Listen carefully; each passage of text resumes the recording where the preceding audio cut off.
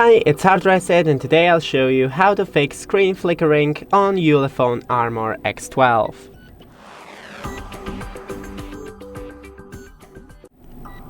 So first, open the quick settings by swiping 2 times from the top and here adjust the brightness. Then go into the settings,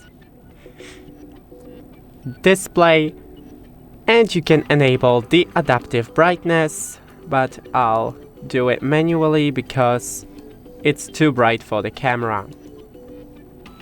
Then go into the Play Store, click search and type in screen dimmer and download the app.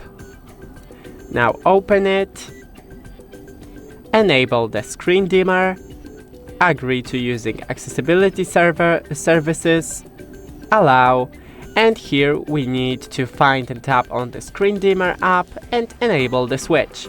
So go into the settings, scroll down to special functions, accessibility, screen dimmer, and enable. Allow, and that's it. Don't forget to leave a like and see you in the next one.